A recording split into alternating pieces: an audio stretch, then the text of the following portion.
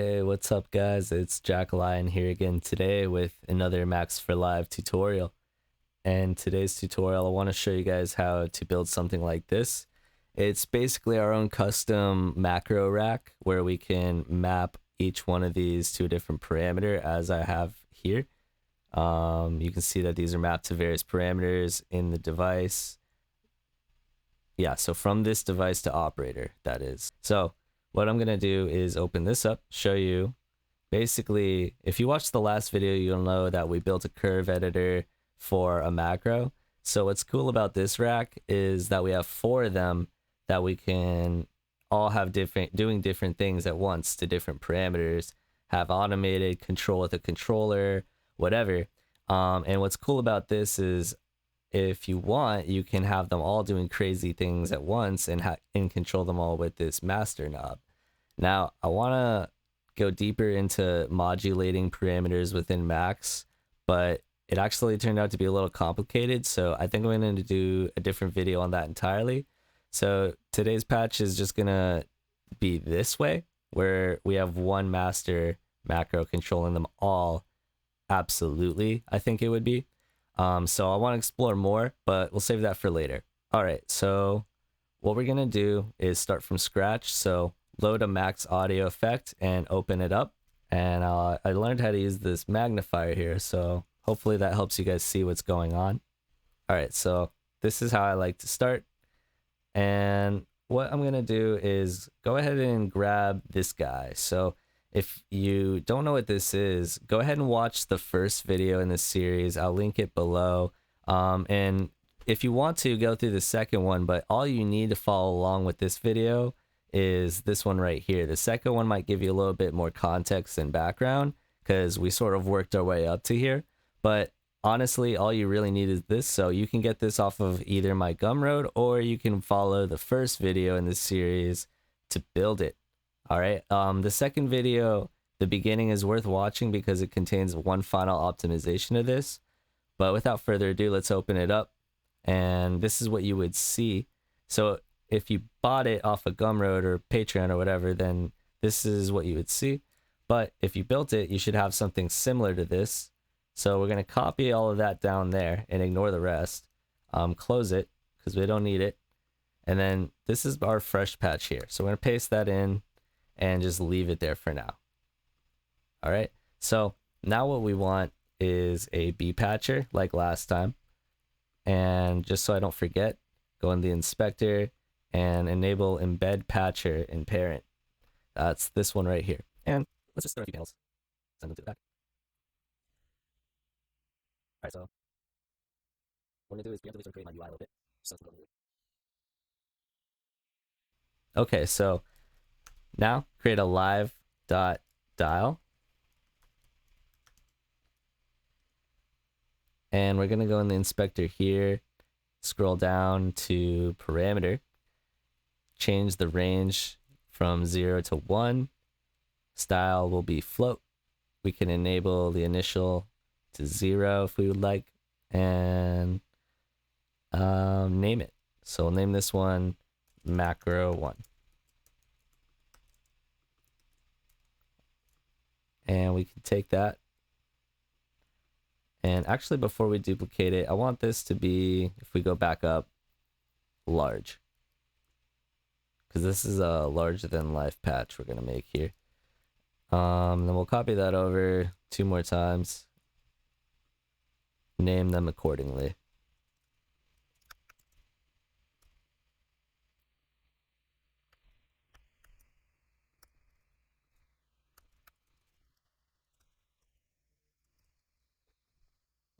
Now I'm going to copy one of these and I'm just going to call this one master. But before that, I kind of want to make this one tiny, just to give it a little bit of contrast from the others. So master. All right, and we'll just sort of set that aside there. And at some point, we're going to need a load bang and a live dot this device. All right, we can just leave that there for now. Okay, So now we're going to be able to go into the bpatcher. If you can't enter the bpatcher, that's because you need to have this enabled. So once you're in it, it looks sort of like this. It might look gray or whatever color you have Ableton, but sometimes it comes up as white. I don't know why. It's basically just recognizing it as a normal max patch. So what we're going to need is another bpatcher, and same story here, embed patcher and parent. And go ahead, because I'm going to put this one up here. Yeah, so this is going to go up here so that we can see inside the patch and see deeper into it. So what I mean, that was because that was a terrible explanation, is that we'll be able to see our UI through here. And basically, actually, what we're really doing is looking at the bpatcher in here, and then this one in here is going to have our UI. So now what we can do is return to here, grab all this stuff once again, and actually, we don't need the text. This is all we need. So cut that and come into the deepest layer of the bpatcher and paste it in. All right, so things are going to get a little messy from here on out, so just bear with me. Okay, so this is our second layer. What we're going to need is a live.tab. And okay, a couple things we're going to need to do is edit this range in enumeration to 1, 2, 3, 4 with spaces in between. Hit OK, and it should change accordingly. And I don't like the yellow as much, so let's try a different color. The blue kind of goes with the theme we've been going with. So that'll do for now. Okay, so now we need a live.text. So in this one's inspector, we're going to change it to a label. And then the text color to black. So right now it just says A. What we need to do is scroll all the way down, change the mode to button. And then in this one, we're going to put bracket or parentheses and call it mapping graph. So this should start to look a little familiar if you've been following along from the last video. But if not, don't worry about it. It'll all start to make sense soon. Basically what we're doing is we're creating a couple layers so that we have a dynamic patcher. So what you're going to see is that whenever we select one of these, a different one of these is going to appear, and it's not going to be evident from the way we set it up, but essentially what we're going to be doing is looking at this section of the patch, and then when we select a different one, it's going to look at the section below that or below that one, and so on. So we can basically create a system where we have controls that are hidden and are revealed only when we select them to be revealed. All right, so hopefully that made enough sense to where we can continue. If not, you'll see eventually, so bear with me. We're gonna move fast and go ahead and create these inlets here. Okay, so we'll also need a couple outlets because we out getting lit. All right, so put those below the bpatcher here. All right, so we'll leave all this for now. We need to go deeper. So in here, we're going to have quite a bit going on. Just to get set up, we're going to create a subpatcher called pmapping. You can close that for now and go ahead and stretch it out. All right, so we're going to need inlets. Okay, and outlets as well. Okay, cool. So from here, we're going to want to add a little system to respond to our live.tab up above and a layer up. So we'll multiply by -29 and we'll add an offset message with the $1 syntax. Actually, it's going to be offset $0 $1. Attach those like so. And we're going to connect that to a this patcher. So far, so good. So now what we need to do is duplicate these a few times. So I'm going to need a little bit of space here. So this is going to get a little bit messy, like I said. So just bear with me. We can delete these 3 objects here. We don't need those and this layer. All right, so we just got to be brave here. I'm going to copy all of these like this. All right, so we can move all of that stuff. Okay. Now what we want to do is stack these up one by one. So don't mind the mess too much now. We're going to find a nice way to clean that up later. So for now, just try and place them as evenly as possible in the upper leftmost corner of the patch. All right, so we're starting to see some spaghetti code going on here. So let's try and stack these a little bit so that they're at least in order. Okay, dope. So what I'm gonna do is hit Command A, highlight everything, and then hold Shift Command Y. And if it's on Windows, I think it's Shift Control Y.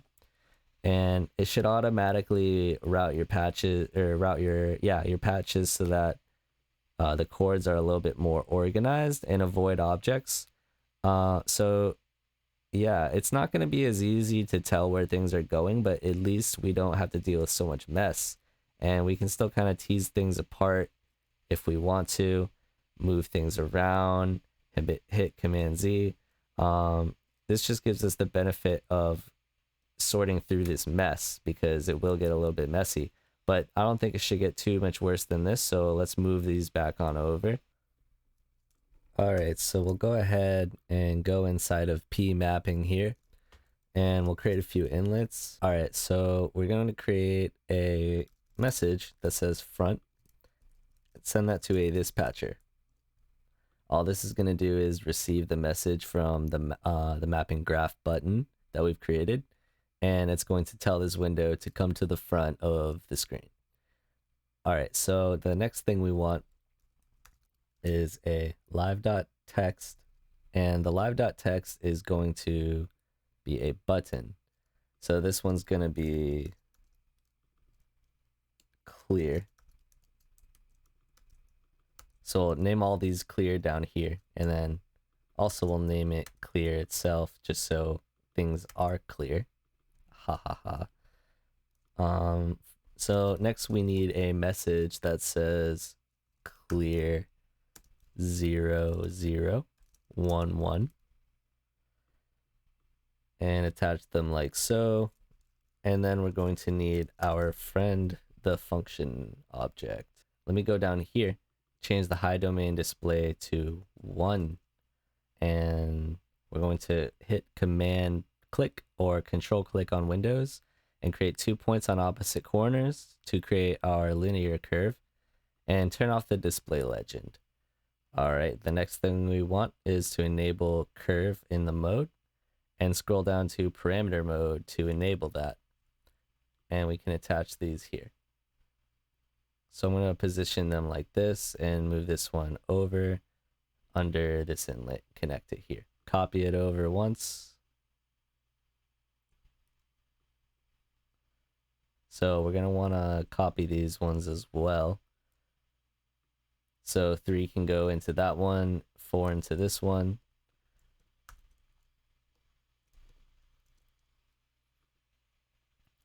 All right, so it's getting a little sloppy, but that's okay. Moving along, we're going to create a few outlets now. And for these outlets, we're going to place them right under the curve function. And we're actually going to need 2 of them. So, but before we get into just throwing them all about willy-nilly, I did want to point out, if you're more of a beginner, pay attention to what happens when these cross over, because they will change the number, and that's the actual outlet itself coming out.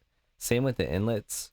So if you're going to move things around, just be aware of what it's affecting above. Now, if you have something connected in, it won't break that connection, so don't worry about that. But if you think you know how you set it up and the numbers get all changed, then you might be confused when you patch things up later. So for this second one, I actually want it to connect here. And then this third one, I'll put down here. I can move this over more without it changing because it's not crossing over the line just yet.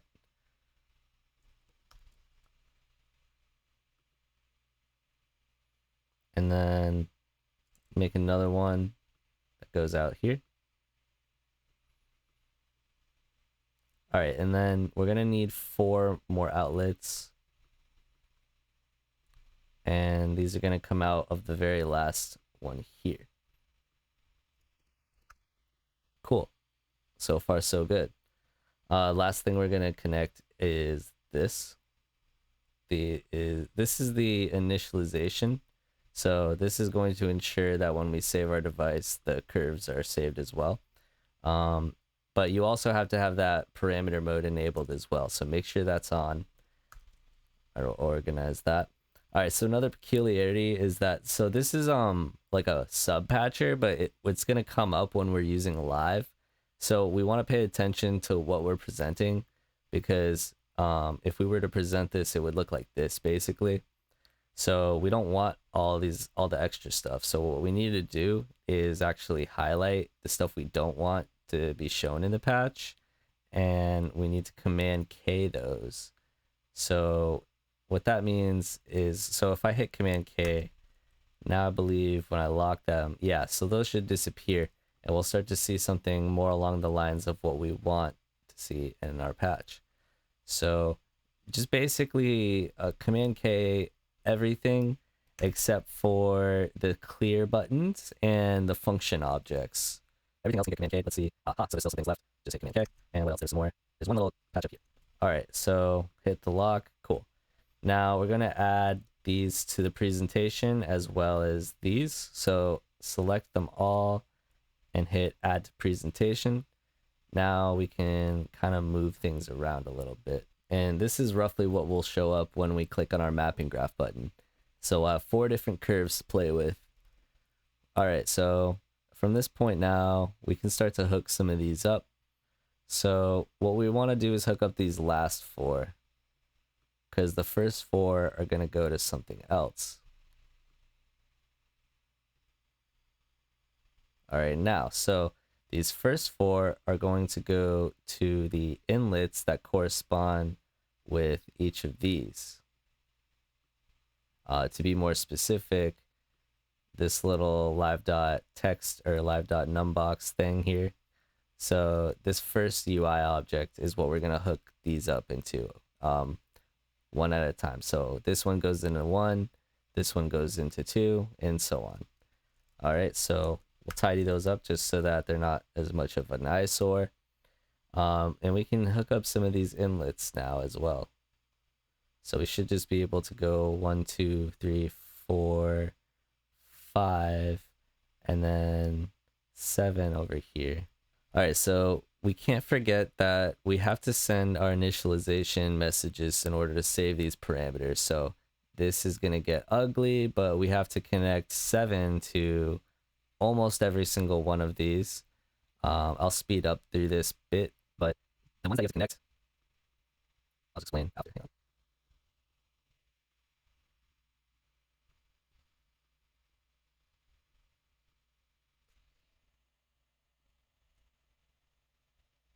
All right, so nice. So basically, we're going to connect 7 to these comment boxes, as well as these live.numbox objects.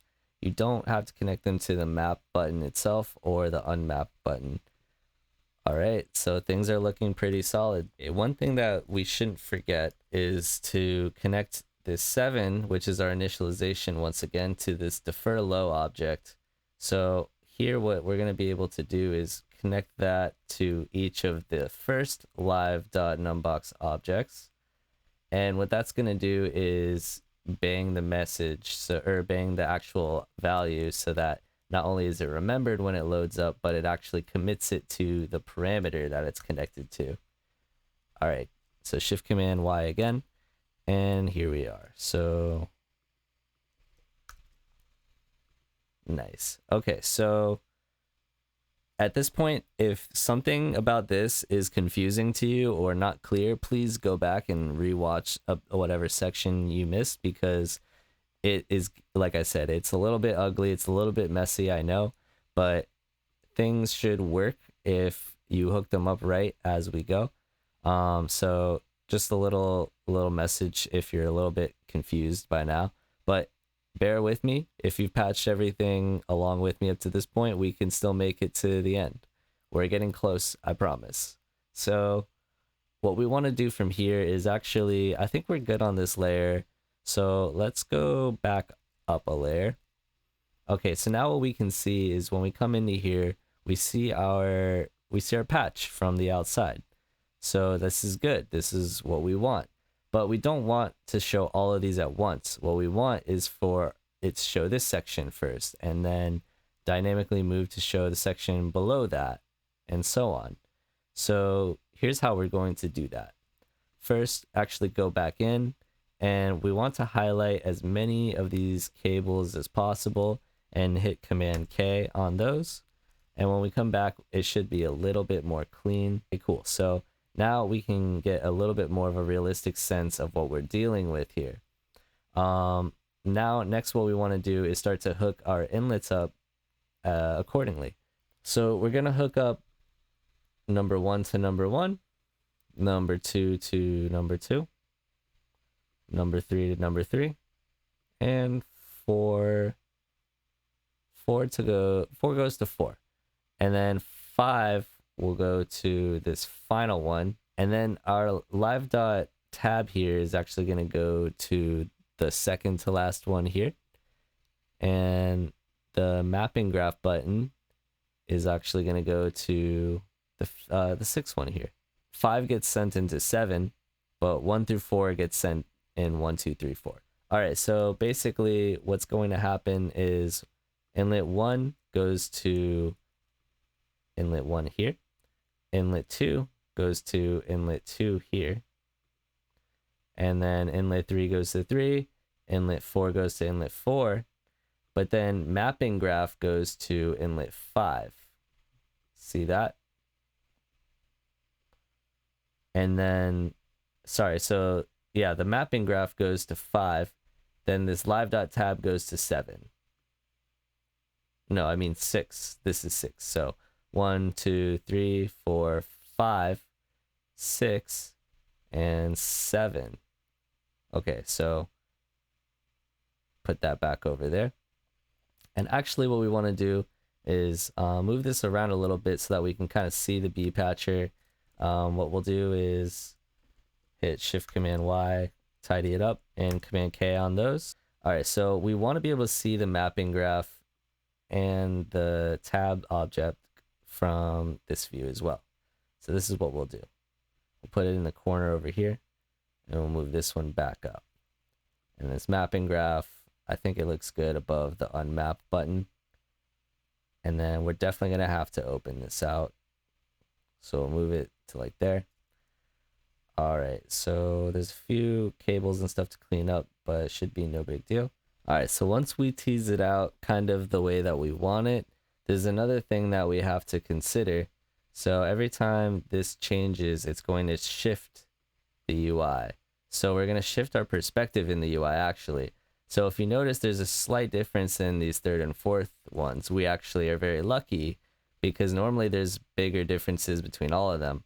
All we really have to do in this case is lower this one just an inch and check again. I personally, it doesn't matter if they're a little uneven, but to me, it kind of makes the whole thing seem a little bit more magical when they all just seem to work without. All right, so this one, these are all good. This one is a little bit too low, so we just need to raise it a little bit. Let's try that. All right, so now it's a little too high, so what I'll do is zoom in, and we can fine-tune this a little bit better. That looks a lot more clean. So yeah, you'll see over here, everything looks pretty standard. Yes, very nice, very nice. All right, so let's move along here. So the way this one goes is 1, 2, 3, 4. All right, now the next thing that we need to do is go back up a layer. So we'll exit out of these and we'll just focus on this one for a moment. All right, so now we can start to sort of build our UI. So let me just get rid of this for a little bit, and we'll open up the patcher inspector. As always, click on the big P over here, scroll all the way down and open in presentation. Make sure that's enabled and then close that. And another thing too, I actually just remembered. So go all the way down into this layer, open up P mapping, and do the same thing here. So open it up, click on a blank space, inspector, click on the P, and scroll down to open in presentation. So that will make sure that presentation mode is what's shown whenever you open it up. So we'll see what that looks like now. Perfect.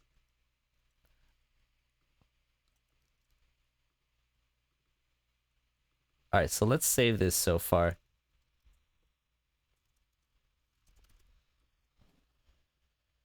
All right, so now what we want to do is start to connect things on this high level up here. So now we can connect our macros and everything should cascade down accordingly into the function objects. And then we're going to be able to hook up our live.thisDevice up to all of these as well. And then this is also going to go into inlet 5 over here, because it's going to send our initialization message to everything below. So all the UI parameters in the bpatcher essentially. Let's see if this still works. Perfect. So now if I come here and I edit this one, if I come to 3 and I edit this one, if I come to 2 and I edit this one, then you'll see that it's shifting the UI to show you that. So also when we change our macros, it's only going to change the one that we're looking at. So bpatcher is pretty cool. All right, so now what we're gonna do is create a message box that says active $1, and we're gonna connect that to this master knob here. All right, cool. And then we're gonna connect a live.toggle. Maybe stretch that out a little bit and connect that over here. And then we're also going to create a gate object. What we can do is connect this master into the second inlet of the gate. And then the first inlet can take input from the live.toggle. So this is what we got. All right, so now the live.gate, or sorry, the gate can go into each one of these, like so.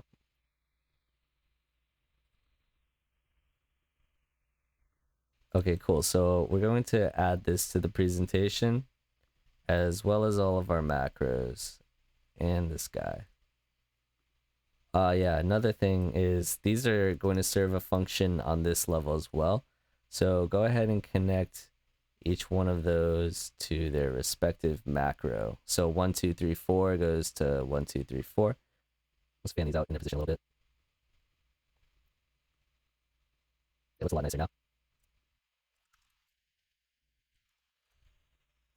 Okay, cool. So now what's going to happen is every time we change our curve or change our macro or change our range or anything, it's going to automatically update the parameter in live.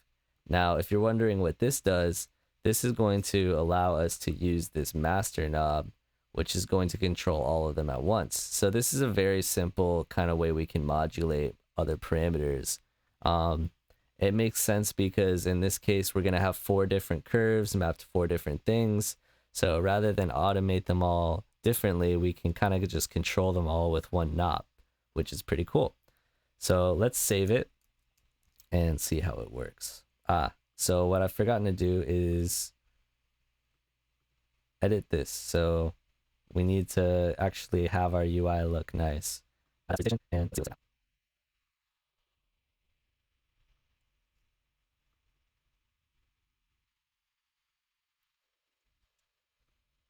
All right, so something that I like to do is set the device width, which I have to open the side up for some reason to see. And I can kind of decide how long I want the patch to actually be. All right, let's check it out.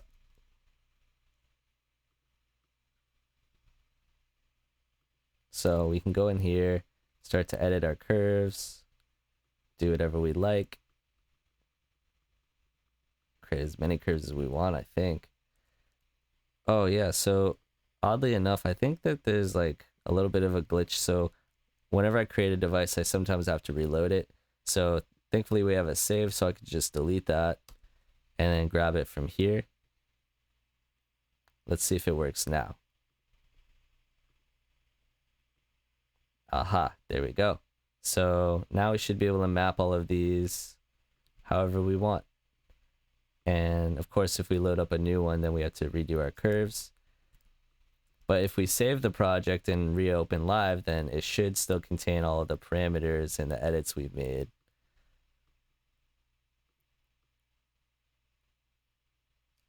So yeah, that's how we create this kind of device. Maybe let's try to do a little bit of sound design with it.